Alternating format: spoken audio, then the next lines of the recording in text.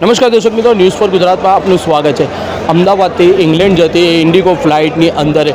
અસારવા પાસે એક મોટી દુર્ઘટના સર્જી હતી ને જેમાં આપણા ગુજરાતના પૂર્વ સીએમ જે હતા વિજયભાઈ રૂપાણી તેમનું પણ નિધન પામ્યું હતું અને સાથે 129 મુસાફરો જે અંદર હતા તેમનું પણ નિધન પામ્યું છે। અને અત્યારે હાલમાં જો કે અસારવા સિવિલ અત્યારે હાલમાં આપણા ગુજરાતના સીએમ અને ગુજરાતના ગૃહમંત્રી પણ પહોંચી ચૂક્યા છે અને અત્યારે હાલમાં જે પોસ્ટમોર્ટમ દરમિયાન જે તમામ ડેડ બોડીઓને અસારવા સિવિલ પોસ્ટમોર્ટમ વિભાગમાં લઈને આવવામાં આવી રહ્યા છે। તો અહીં અમદાવાદ શહેરના આપણા કમિશનર GS મલિક પણ આ પોસ્ટમોર્ટમ વિભાગમાં અત્યારે હાલમાં પહોંચી ચૂક્યા છે। પોલીસનો મોટો કાફલો અને જે લોકોનું નિધન પામ્યું છે તેમના સગા સંબંધીઓ પણ અત્યારે હાલમાં સિવિલ અસારવા પોસ્ટમોર્ટમ વિભાગ પાસે પહોંચી ચૂક્યા છે અને જે લોકો અત્યારે હાલમાં ઘાયલ થયા છે અને જે તેમને ટ્રોમા સેન્ટરમાં રાખવામાં આવ્યા છે અને જે લોકો પ્લેનમાં સવાર હતા અને જે ઘાયલ થયા છે જેમનું મૃત્યુ પામ્યું છે તેમના સગા સંબંધીઓ પણ અહીંયા ખાસા ઉમટી પડ્યા છે અને તે સગા સંબંધીઓ અહીં વધારે પડતી ભીડ ના થાય તો તેમને પણ રહેવા કરવાનો બંદોબસ્ત અહીંયા હાલમાં જો કે કેન્ટીનના બોયરામાં કરવામાં આવેલું છે। અહીંયા હોસ્પિટલ દ્વારા અને અહીંની આપણે સરકાર દ્વારા અને પોલીસ દ્વારા આયોજન કરવામાં આવ્યું છે કે સગા સંબંધીઓને પણ જો કે અહીંયા અસારવાની જે કેન્ટીન છે કે કેન્ટીનને બોયરામાં અત્યારે હાલમાં ફરીથી આપ જોઈ શકો છો અસારવા સિવિલ 108 અત્યારે હાલમાં જે અહીંયા પ્રસાર થઈ રહી છે અને તદ્દન એક મિનિટે અહીંયા 108 એમ્બ્યુલન્સો તમામ ઘાયલ થયેલા લોકોને અને જે મૃત્યુ પામ્યા છે તે લોકોને અહીંયા લઈને આવ્યા છે અને અત્યારે હાલમાં તમામ લોકોનો અહીંયા અસારવા સિવિલ પોસ્ટમોર્ટમ વિભાગમાં પોસ્ટમોર્ટમ કરવામાં આવી રહ્યું છે ને આ દુર્ઘટના શા કારણસર થઈ હતી તે તો અત્યારે હાલમાં FSLની ટીમ તે તપાસમાં લાગી ચૂકી છે કે આ અકસ્માત શા કારણસર થયું હતું અને આ અકસ્માત થવાનું શું કારણ છે તેની શોધખોળ પણ અત્યારે હાલમાં FSLની ટીમ જે છે એ કરી રહી છે। ડેડ બોડી છે તે અત્યારે હાલમાં એરપોર્ટથી જે આ પ્લેન દુર્ઘટનામાં જે મૃત્યુ પામ્યા હતા તેમને અત્યારે હાલમાં અસારવા સિવિલ પોસ્ટમોર્ટમ વિભાગમાં જે લઈને આવવામાં આવેલી છે એમ્બ્યુલન્સ દ્વારા। આપ જોઈ શકો છો કે એમ્બ્યુલન્સ દ્વારા આ એક ડેડ બોડી જે ઘાયલ જે મૃત્યુ પામેલા વ્યક્તિની આ ડેડ બોડી અસારવાથી જે પ્લેન ક્રેશ થયું તેમાંથી આ ડેડ બોડી પાછી એક હજુ ડેડ બોડી નીકળી જાય ડેડ બોડી અમારા સામે આવી છે ને આ ડેડ બોડીને અત્યારે હાલમાં પોસ્ટમોર્ટમ વિભાગમાં લઈ જવામાં આવેલી છે। એક મિનિટે અહીં એમ્બ્યુલન્સ આવે છે અને ડેડ બોડી તેમાં આવી રહી છે। તો અત્યારે હાલમાં તો 129 લોકોની અહીં ડેડ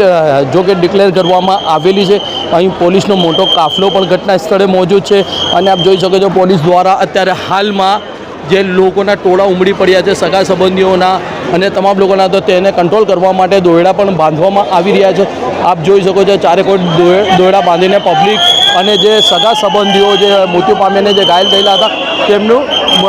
સગા સંબંધીઓને કંટ્રોલ કરવા માટે અને રોકવા માટે દોરડા બાંધવામાં આવી રહ્યા છે કે અત્યારે હાલમાં ડૉક્ટરોની ટીમ અને જે લોકોને ઘાયલ થયેલા છે તેમને હાલ આ દોરડા બાંધીને તમામ પબ્લિકોને કંટ્રોલ કરવામાં જે એમ્બ્યુલન્સ આવી રહી છે તે જગ્યા ઉપર જે પબ્લિકો અત્યારે હાલમાં આવી જાય છે રસ્તા ઉપર ને એમ્બ્યુલન્સને ખાસી હાલાકી ભોગવવી પડે છે તેને પબ્લિકને કંટ્રોલ કરવા માટે હાલ પોલીસના કર્મચારીઓ દ્વારા દોરડા બાંધીને કંટ્રોલ કરવામાં આવી રહ્યો છે અને સગા સંબંધીઓ માટે હાલ અહીંયા નીચે કેન્ટીનના બોયરામાં પણ આયોજન કરવામાં આવેલું છે અને જે સગા સંબંધીઓ તેમને સમજાવીને પોલીસ દ્વારા અને અહીંના જે સેવાભાવી લોકો જે ઉમટ્યા છે તેમની દ્વારા તેમને સમજાવવામાં આવી રહ્યા તેમને તમામ લોકોને હાલ કેન્ટીનના બોયરામાં લઈ જવામાં સગા સંબંધીઓને લઈ જવામાં આવ્યા છે અને તેમના માટે હાલ અહીં તમામ રીતે આયોજન કરવામાં આવી રહ્યું છે અને અહીંના જે સિક્યુરિટી ગાર્ડ દ્વારા જો આપ જોઈ શકો છો માઇક લઈને લોકોને કંટ્રોલ કરવા માટે અપીલ કરવામાં આવી છે અને સાથ સરકાર આપવા માટે પણ અપીલ કરવામાં આવી રહી છે। અહીં RSSના લોકો પણ અત્યારે હાલમાં જે RSSના કાર્યકર્તાઓ જે છે એ પણ અહીંયા હાલમાં સેવામાં લાગી ચૂક્યા છે અને આપ જોઈ શકો છો RSSના કાર્યકર્તાઓ પણ અહીંયા હાલમાં સિવિલ અસારવા હોસ્પિટલ ખાતે આવી ચૂક્યા છે અને જે છે તે સેવામાં લાગી ચૂક્યા છે। અહીં તમામ સેવાભાવી લોકો હાલ અસારવા સિવિલ પોસ્ટમોર્ટમ ની બહાર ત્યાં સેવા આપતા નજરે પણ પડી રહ્યા છે। આપ જોઈ શકો છો અહીં ખાસી પબ્લિક પણ ઉમડી પડી છે ને આ જે પોસ્ટમોર્ટમ વિભાગ છે અને આ પોસ્ટમોર્ટમ વિભાગમાં અત્યારે હાલમાં આપણા અમદાવાદ શહેરના કમિશનર GS મલિક પણ પહોંચી ચૂક્યા છે અને અત્યારે હાલમાં એમ્બ્યુલન્સો એક મિનિટમાં એમ્બ્યુલન્સો ઘાયલ થયેલા લોકોને અને મૃત્યુ પામેલા લોકોને અહીંયા લઈને આવી રહી છે। અને અત્યારે જો કે આંકડો 125 સુધી તો પહોંચી ચૂક્યો છે અને હજુ વધુ આંકડો પહોંચવાની શક્યતા આપ જોઈ શકો છો.